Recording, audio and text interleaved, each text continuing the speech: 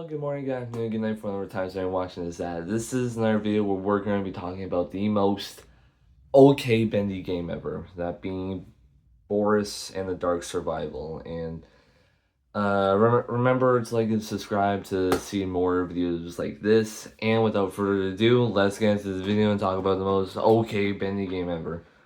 Whee!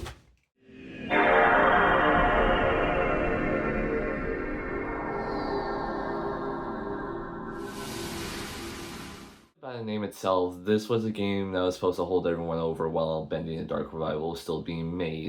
The entire reasoning for that being that, well, Dark Revival kept on getting delayed further and further back to like a 2021-2022 release date, and the Fat Mojo figures and plushies for the game started coming out, which is a whole other issue in and of itself. Boris and the Dark Survival is a semi-prequel to Ink Machine in the sense that the entire game takes place like before Henry wakes up in Boris's safe house, essentially. The game would release around Bendy's 30th anniversary, being February 10th, 2020, for both PC and mobile devices at the same time, I'm pretty sure. I'm right down the script. And the game would be met with several updates further down the line, seeing how this is a very small game that didn't really have much of anything in it. Names for those little updates being called The Wolf Trials Unleashed and Symphony of Shadows. My favorite Sonic game is Boris Unleashed. Well, now that we know like why and how, where, and when this game was releasing, what is it even about? Well, the game tells the story of Boris surviving off of anything he could find and fearing the Ink Demon, finding little scraps of paper art used for the wall art, as we see in Chapter 3. That art having a reason for being there, which I think is pretty cool. The reason for the art being there is used for Boris to remember like what his past selves look like before being transported into the ink world, I think. Before that memory ultimately fades away. And I think that that's a pretty cool reasoning, seeing how, the books aren't canon, so fuck you, buddy. You also find other objects like gears, spoons, and bones, for some reason, are part of the main 6 objects that you collect through each randomly generated level. That's right, Boris and the Dark Survival has randomly generated levels. Every level run that you go through is randomly generated, with miracle stations and all the items that you collect being randomly placed throughout each randomly generated map. Also, a bunch of other stuff that you can collect, like new music to listen in the lobby area using this little record player, I think that's what it's called, I don't know, and blueprints for new dances that Boris can do.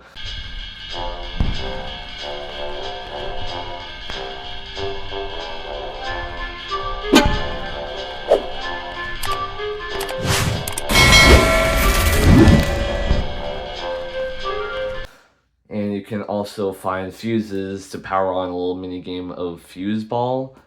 And if Boris beats Wally Franks' high score of 15 fuse balls, fuse balls, you can unlock Joey Drew's audio log.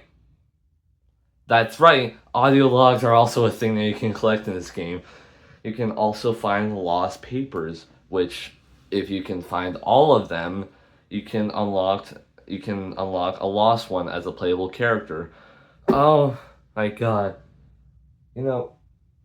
For being a small game that was only supposed to hold people over for Dark Revival to come out, there is a lot of collectibles that you have to find in this. Like, oh my god. There are also candles that can be found inside lockers. Finding 4 of them and finding Sammy's mask and then going to the men's bathroom for some reason, you'll hear this.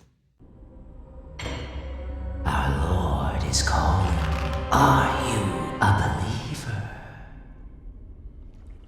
I'm going to unlock Sammy Lawrence himself as a playable character. Sammy can't run, but he can teleport through little cracks in the wall, being a little reference to how he was moving in Bendy and Machine Chapter 2. There's like 2 playable characters you can play in this, which I didn't know because, okay, side story. This game came out around the time where I wasn't really well versed in bendy stuff as much as I used to be. Since like I was still interested in Dark Revival and everything, but I barely knew that this game was a thing. And I didn't know until I was making the script for this video and like reading up on the Bendy wiki that you could play as two other characters and that there was a whole bunch of other stuff that you can unlock. Because like uh I believe that I did know of the Symphony of Shadows update, that being the last update of the game. I did know about that update because I think I watched Super Robo Mike's video on that. I think. All that I really remember from Boris and the Dark Survival, like from my memory being a wee little lad 4 years ago, was DA Games'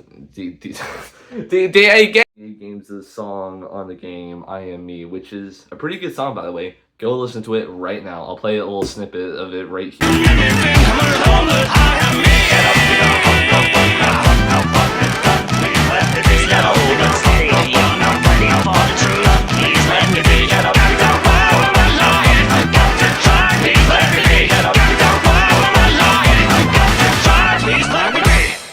Also little tapes that you can find inside the dead Boris clone spread throughout the map, telling the story of one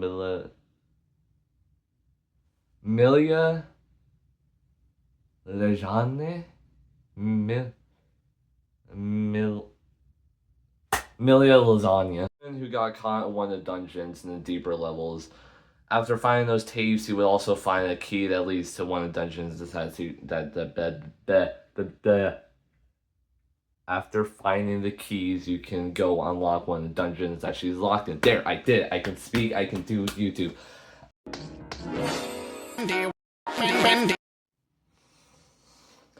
So funny thing, Millie Lasagna, that's Alice Angel in disguise, trying to trick Boris into falling into her grasp and, you know, to kill him. Like a Saturday morning cartoon. After beating Alice Angel in one of her own little separate mini boss fights, I guess, you can unlock Alice Angel encounters. Yay! More things to chase me around the levels, which are already pretty difficult enough to beat. You know, to add to the already large laundry list of items that you can find, you can also find padlock keys in lockers. What does finding all 5 of those padlock keys do? You unlock Butcher Gang encounters. Just be like, I have my whole life ahead of me. No, you don't. Butcher Gang's coming, mother.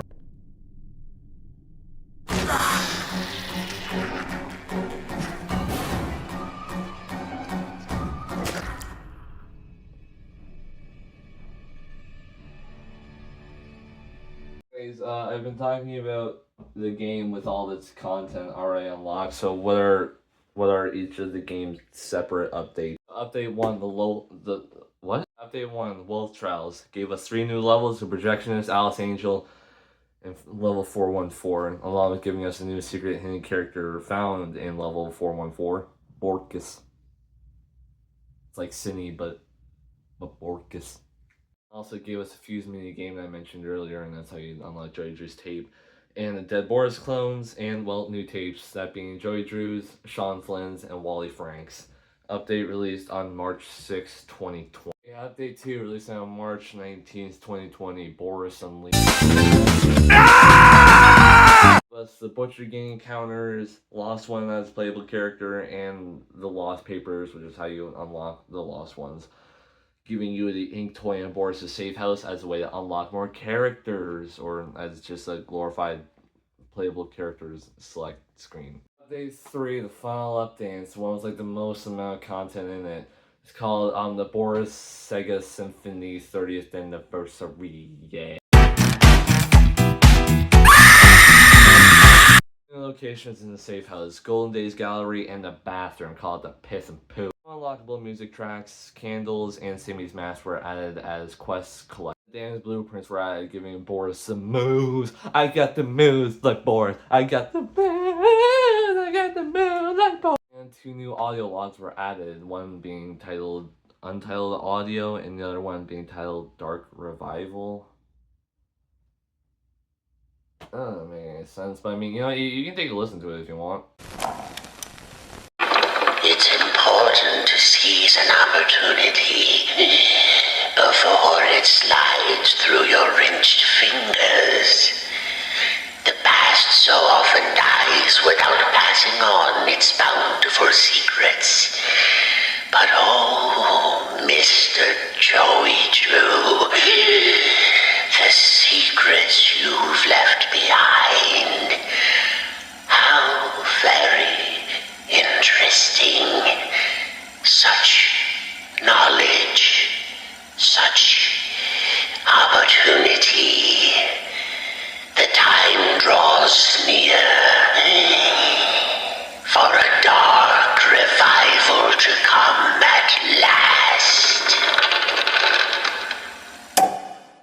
Yeah, that's pretty weird. Anyways, the update released on June 30th, 2020, marking the final and last update of Boris and Dark Survival, leaving it to be forgotten forever by everyone. Like, what happened to it? Well, it's just like Nightmare Run. It got delisted and taken off all the app stores and Steam. But unlike Nightmare Run, Boris and the Dark Survival got a sequel, that being the latest Bendy game. In fact, Bendy Lone Wolf. Yeah, that's right. Fuck you, Boris. You're only vaguely alluded to in the title. Bendy Lone Wolf. That's actually a pretty sick title, though. I'm not gonna lie. It is a really massive shame that we can't really buy and play Dark Survival right now. I mean, I'm pretty sure you could get it through like Steam keys or whatever, if you already have it in your Steam library. But at least it got a nice, massively improved upon sequel. But talking about Lone Wolf, I feel like that'd be a pretty, like, other separate video, so it's whatever, I digress. But Dark Survival was a pretty good game to hold us over with until, Dark Revival releases. And I just wish that I wasn't an idiot back then and I knew what was going on within the Bendy community at that time, and that I was still well versed in Bendy. But I'm pretty sure, like, around 2020 ish, I was invested in Don't Hug Me, I'm Scared. Yeah. From the past went into a mystery. An old man died. But look, a computer. But anyways, that's it for this video. Comment, like, and subscribe, and all that, and I'll see you in the next video. Which, by the way, comment down below what else you want to talk about me next. I'm pretty sure I could do it. I mean, right now for upcoming video ideas, we'll probably talk about like the Fat Mojo and all that stuff. I mean, like a little bit of Jack Specific merch and stuff. But comment, like, subscribe, and all that. And I'll see you guys next time. Bye.